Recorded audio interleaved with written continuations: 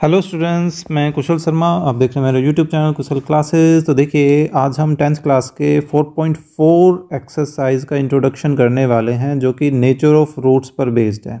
अब इसका मतलब क्या है भाई, देखते हैं। देखिए, कोई भी एक क्वाड्रेटिक इक्वेशन लेके चलते हैं। मान लीजिए, जैसे फ़िलहाल तो एक स्टैंडर्ड फॉर्म लेके चलते हैं, ax² + bx + c = 0। ठीक है। अब तक आपको अंदाज़ा हो गया होगा कि भाई एक क्वाड्रेटिक इक्वेशन के दो रूट्स निकल के आते हैं। दैट मीन्स कि x की दो वैल्यूज़ निकल के आती है कि रिजल्ट लेफ्ट और राइट का क्या हो जाता है, इक्वल होता है ना। जैसे x के मान लीजिए दो रूट्स जो निकले वो क्या क्या आ गए, एक अल्फ़ा मान लिया और एक बीटा मान लिया। जस्ट वैसे ही नाम दे रहे हैं, हालांकि हमें इसकी जरूरत नहीं है। ठीक है।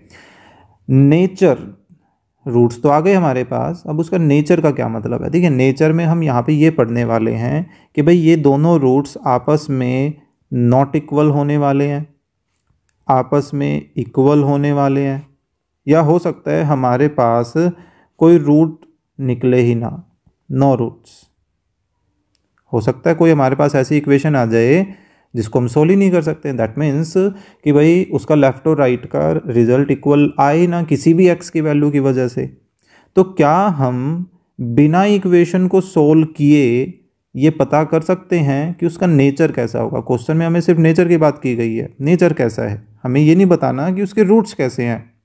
ठीक है, कि रूट क्या है, एक्चुअली कैसे हैं तो बताना ही है, रूट क्या है वो नहीं बताना, लेकिन रूट कैसे हैं वो बताना है। तो अब यहाँ कैसे पता करें, तो इसमें हम एक्चुअली लास्ट एक्सरसाइज की हेल्प लेने वाले हैं। लास्ट एक्सरसाइज में हमने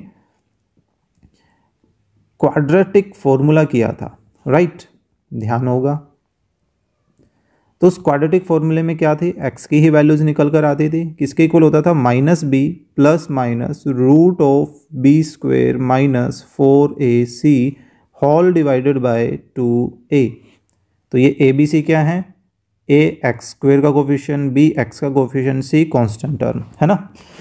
तो यहाँ पर देखिए, रूट के अंदर वाला जो पोर्शन है ना, इसको आपको ध्यान रखना है, इसको बोला जाता है डिस्क्रिमिनेंट।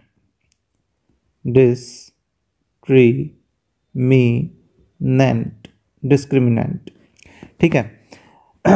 आपको कोई क्वेश्चन देकर 1 नंबर में पूछा जा सकता है, बताइए इसका डिस्क्रिमिनेंट क्या होगा। तो अगर आपको नाम ही नहीं पता होगा तो आप निकालेंगे क्या। अब आपको ये पता है कि भाई रूट के अंदर अगर कोई भी पॉजिटिव वैल्यू है तो हम उसका कोई ना कोई रिजल्ट निकाल देते हैं, है ना। लेकिन अगर रूट के अंदर कुछ नेगेटिव आ जाए तो क्या हमारे पास उसका कोई आंसर है।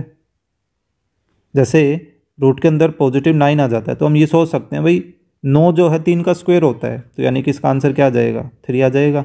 हालांकि वो प्लस और माइनस दोनों ही एक्सेप्टेबल है ना।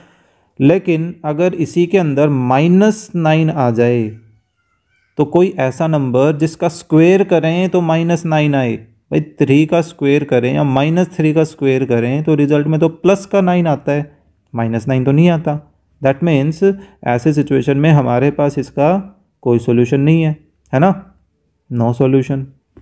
तो यही रूट, या हम ये कहें रूट के अंदर वाली जो वैल्यू हैं वही हमें बताएंगी कि भाई रूट्स का नेचर कैसा होगा। यानी कि रूट के अंदर यहाँ पर कौन है, b² - 4ac, तो यही हमारी हेल्प करने वाला है।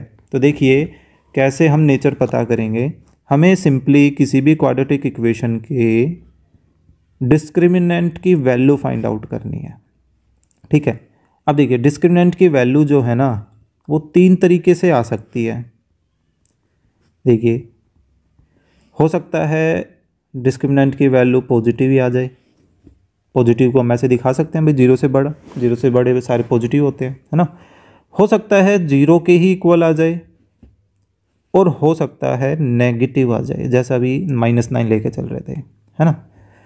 तो देखिए, जब भी हमारे पास 0 से बिगर वैल्यू होगी, दैट मीन्स कि पॉजिटिव होगी या 0 के इक्वल होगी, हमेशा वहाँ पर कोई ना कोई रूट जरूर निकलेगा, जिसको हम क्या बोलते हैं, रियल रूट्स।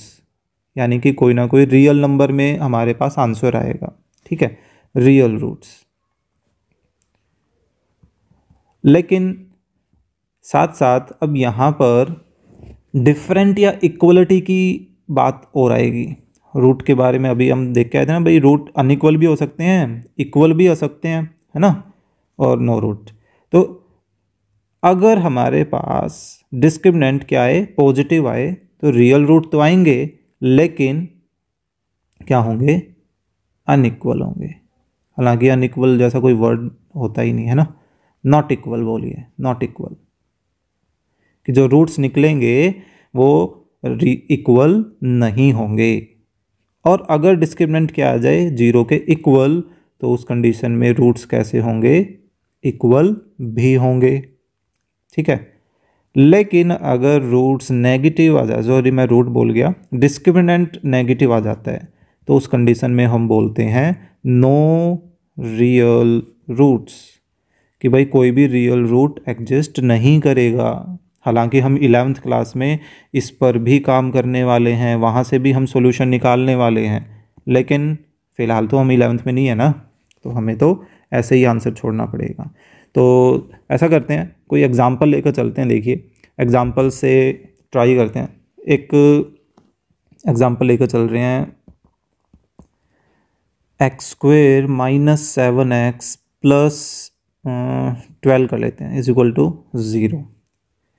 तो फिलहाल आप इसको फैक्टराइज कर सकते हैं बड़े आराम से, लेकिन हमें रूट्स नहीं निकालने, रूट्स का नेचर बताना है। तो अब हम क्या करेंगे, पहले तो इसको कंपेयर कर लें, ax² plus bx plus c is equal to 0 से। ठीक है, सो a की वैल्यू क्या आ गई 1, और b किसके इक्वल आ गया -7 के, और c किसके इक्वल आ गया 12 के। आपको यही काम क्वेश्चंस में भी करना है। ठीक है, कंपेयरिंग विद यू लिख देंगे हम। अब हम क्या निकालेंगे, b² - 4ac, ये चीज़ फाइंड आउट करेंगे। तो देखिए b², तो b की जगह b की वैल्यू, उसका स्क्वायर, फिर -4, देन a, देन c की वैल्यू। सो ये कितना आ गया 49। ठीक है, एंड देन ये कितना आ गया 48। मेनली हमारे पास क्या आ रहा है, रिजल्ट 1। तो आप ये दिखाओगे भाई ये जो क्वांटिटी है वो 0 से बड़ी है, दैट मीन्स कि पॉजिटिव है ना। तो आप बोलोगे therefore the roots of given equation